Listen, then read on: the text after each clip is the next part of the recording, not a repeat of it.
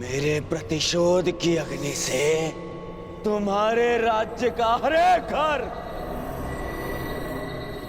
राख हो जाएगा।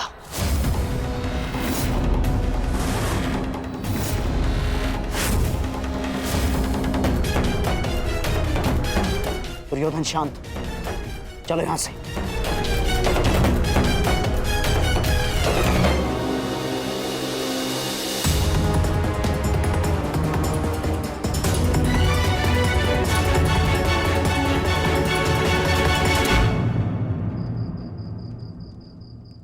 प्रणिपात महाराज। महारानी का स्वास्थ्य अब कैसा है? भाई खोने की पीड़ा है कंक, जाते जाते ही जाएगी। अभी वो अपने कक्ष में विश्राम कर रही है। यदि कोई आवश्यकता पड़े तो स्मरण कर लीजिएगा महाराज। सबसे अधिक आवश्यकता के समय तुम सहायता कर चुके हो कंक।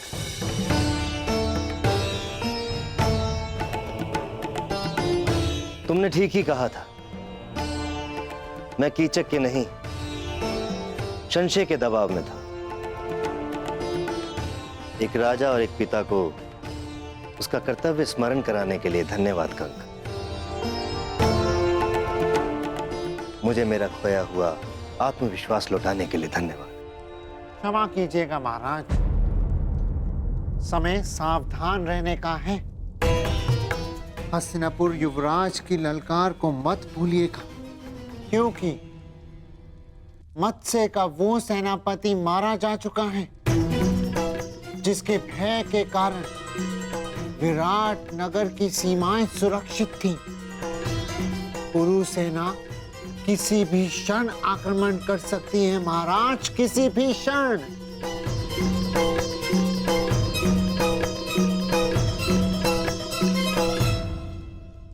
ठीक कहा कंक तुमने। सच में संकट की घड़ी आ गई है। मैं आसक्त हूं और कुमार उत्तर तो अभी स्वयं बालक है। इस संकट की घड़ी में तुम्हें कोई मार्ग दिखाओ।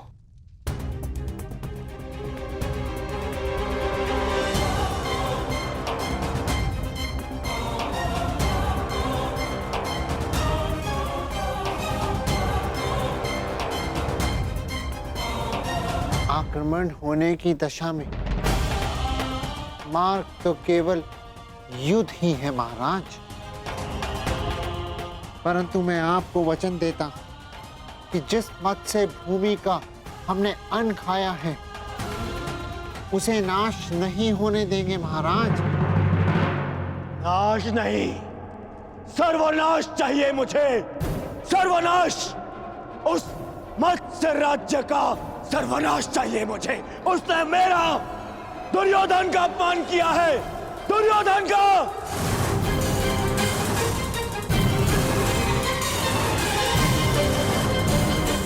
उस अपमान का कारण स्वयं तुम हो दुर्योधन।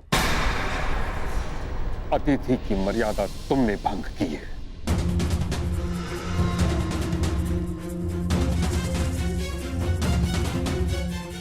मैं कुछ भंग करना चाहता था तो वो केवल उन पांडवों का अज्ञातवास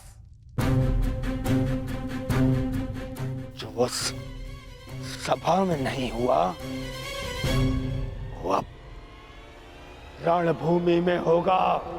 विराट पर आक्रमण करके होगा।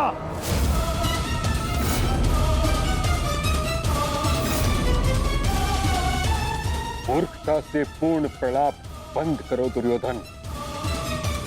केवल इस कारण कि तुम्हें संदेह है कि पांडव वहां थे, हम आक्रमण नहीं कर सकते। नहीं, संदेह नहीं, पूर्ण विश्वास है मुझे। वो सैरंद्री ही पांचाली थी।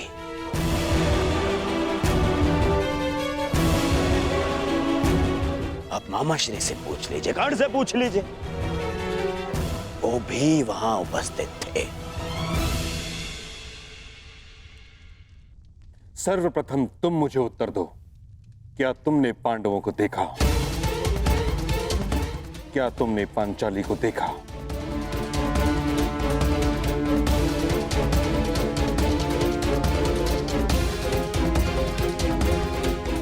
मैं बस देखने ही वाला था।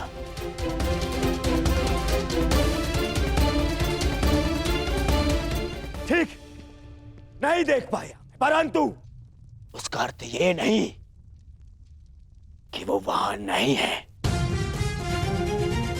तो अभी बताइए पिताश्री, कीचक जैसे महाशक्तिशाली का वध और कौन कर सकता है?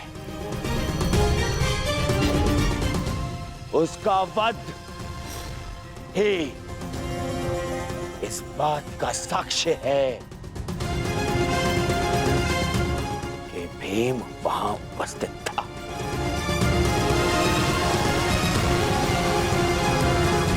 मैं दुर्योधन की इस बात से सहमत हूं ताचरी।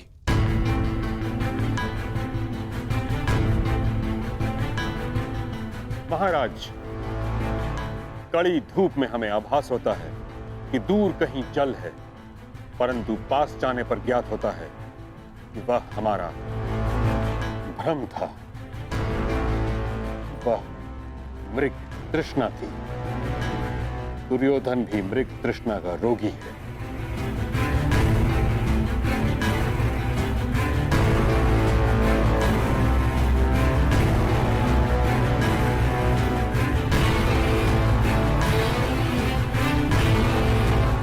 आपको क्या लगता है मैं मूर्ख हूं? शत्रुता के कारण समस्त राज्य को युद्ध की अग्नि में जो झोंक दे वो मूर्ख नहीं है तो और क्या है?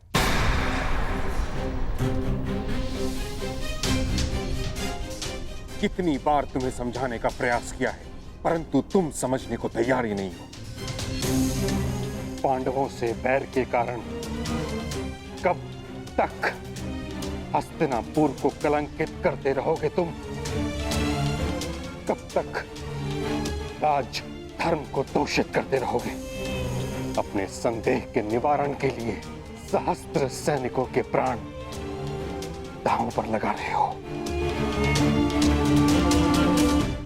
अपने संदेह के निवारण के लिए सहस्त्र सैनिकों के प्राण दांव पर लगा रहे हो। क्षमा कीजिएगा महामहिम।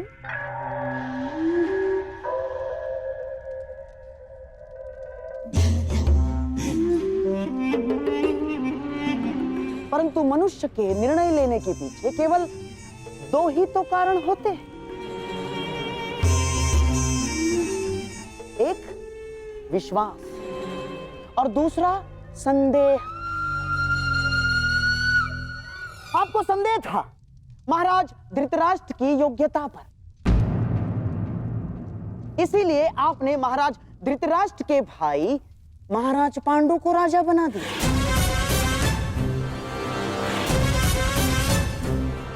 आपको संदेह था कि युद्ध में कर्ण कहीं अर्जुन के प्राण ना ले, अर्जुन को परास्त ना कर दे, इसीलिए आपने हस्तिनापुर का विभाजन भी स्वीकार कर लिया।